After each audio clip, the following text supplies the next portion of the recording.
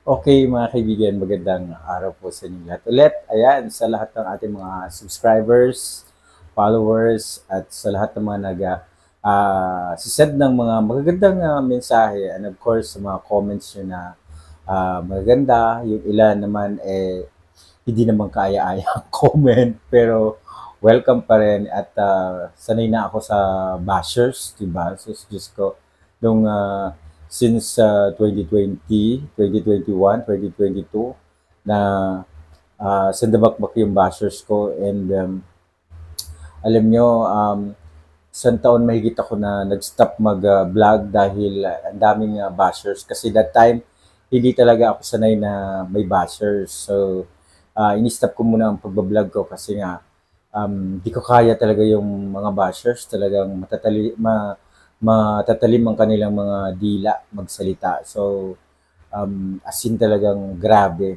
Yung iba, kulang na lang ilibing ka ng buhay. 'Di ba?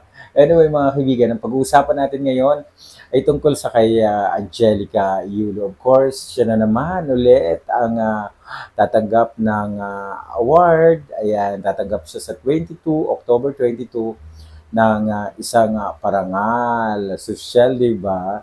So, um, paparangalan ulit siya for the second time around. Ayan. Ilalagay natin dito sa ayan dito. Ayan, ayan yung ano, ayan yung award niya.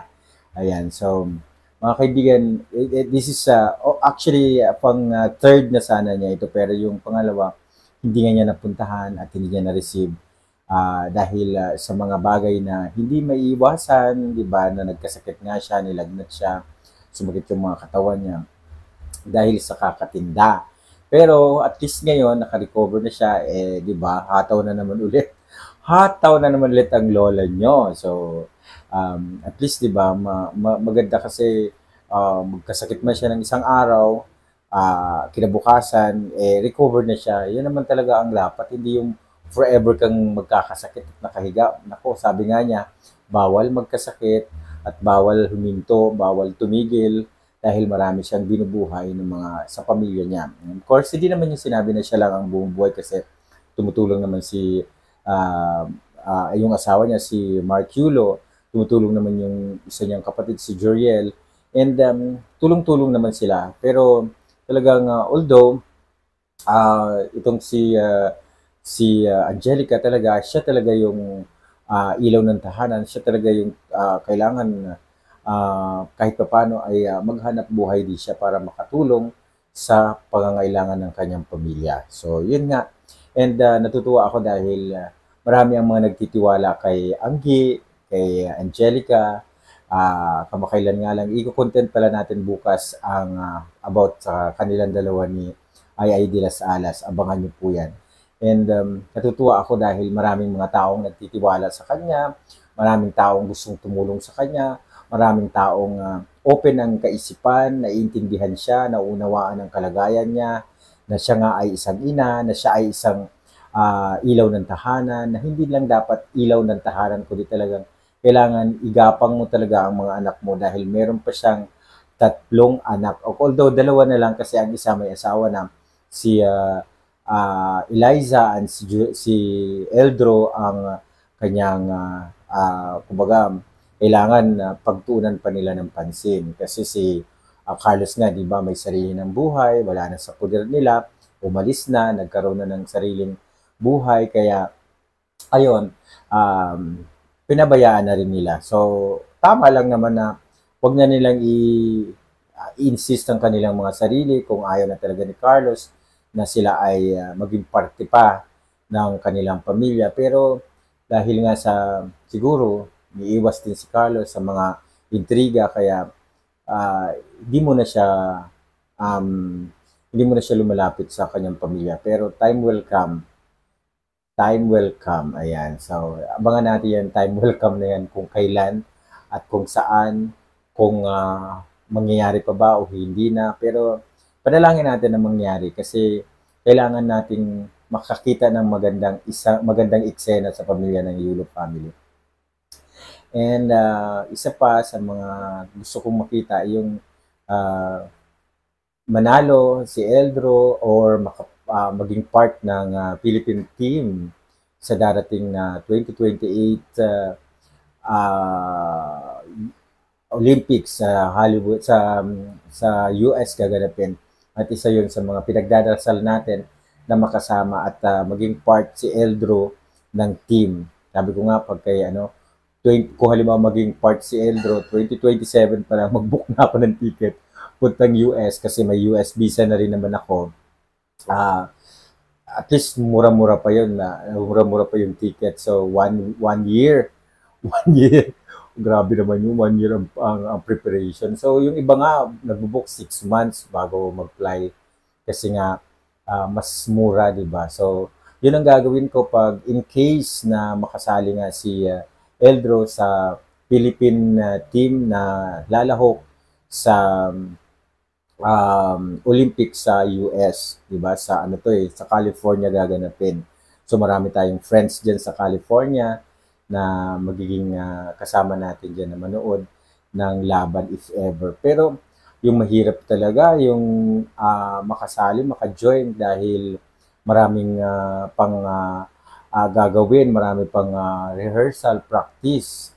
Si Eldro na mapatunayan niya na siya nga ay magiging kabilang sa Philippine team. Pero kung hindi naman, it's okay, di ba?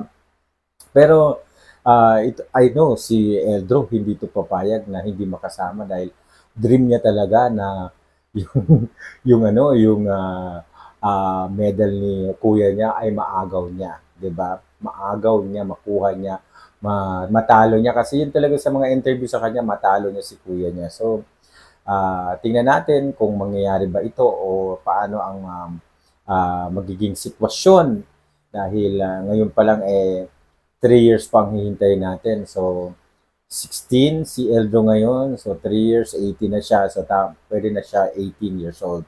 Sana pasok na siya sa Philippine team na delegate natin sa Olympics sa darating na 2028 sa US gaganapin. So, di ba? Exciting yung ano na yan dahil silang dalawa ng kuya niya maglalaro. Pero si Carlos medyo nagiging lumulusob siya siguro dahil kain ng kain, walang exercise, so medyo nagdadagdag ng gain. Pero sana huwag niyang pabayaan yung kanyang sarili, ha?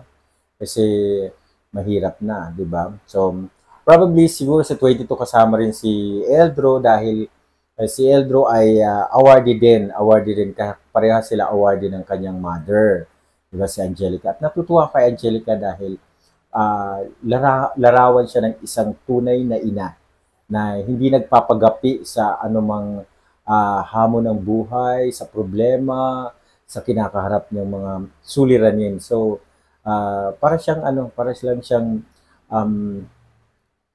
isang sa kanya ang problema parang parang dumadaan lang. Hindi niya, sabi niya nga, ang problema hindi tinatambayan at dinadaanan lang. Sa kanya talaga, ganun ang naging pamamaraan niya. May positive outlook siya sa buhay kasi meron siyang, sabi nga niya, meron pa akong mga anak. Di ba? Kasi meron pa akong mga anak. So, pag meron pa siyang mga anak, kailangan niyang mag-work, magtrabaho. Yun naman talaga dapat, di ba? So, hindi porket natalo ka na, hindi ka lalaban o tatayo or magwo-work. So, kailangan pag lumaban, pag natalo, pag nadapa, bumangon para laban ulit kung hanggang saan kaya mong gawin, kung hanggang saan kaya mong ilaban yung dapat mong ilaban, di ba? Pero sabi naman nila, kapag hindi na tamang ilaban, sumuko na, di ba? Hindi na, wag nang ipilit ang sarili.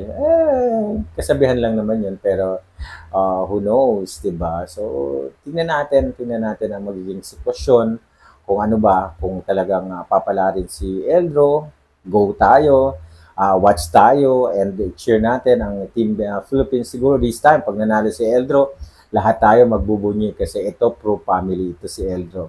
O family first, sabi niya. Pangarap niya nga daw, kapag nanalo siya, bibilhan niya ng parang malaking lupain ang papa niya. So, yun ang pangarap niya talaga na sinasabi niya sa amin. Pag ako nanalo, si Papa bibilhan ko ng malaking lupa sa kahan. So, di ba? At least, itong batang 'to may pangarap para sa pamilya niya. Hindi pangarap na para sa kanya lang. So, sana hindi magbago 'no, sana, tuloy-tuloy lang at tuloy-tuloy lang sana ang, maging, suwerte sa pamilyang Yulo at maging, maayos ang, kanilang maging, pamumuhay, maayos ang kanilang maging, takbo ng karera ng mga bata nung dalawa pa. Si Eliza din may tatahi-tahimik lang si Eliza pero may pangako din 'yan, 'di ba? Hindi natin alam. Bigla na lang tayong bubulagain. So, watch na lang natin kung kailan, kung saan, kung paano at tutok lang kayo. At dito update ko kayo, madalas ko kayo i-update dito. Basta tumutok lamang kayo, mag-subscribe lamang kayo dahil dito hindi kayo maliligaw sa issue. Dito ang totoong kwento. Oo. So, watch and yan, like lang and share. And of course, mag-comment ha, mag-comment para mabasa ko yung mga comment nyo. Lahat ng mga comment nyo nababasa ko po. Promise, as in. Kaya pinapahalagan ko po yung mga comments nyo.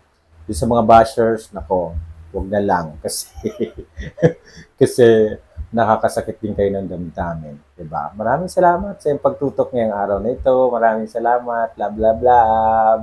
Ayan. Mga team nanay, maraming salamat sa inyong lahat.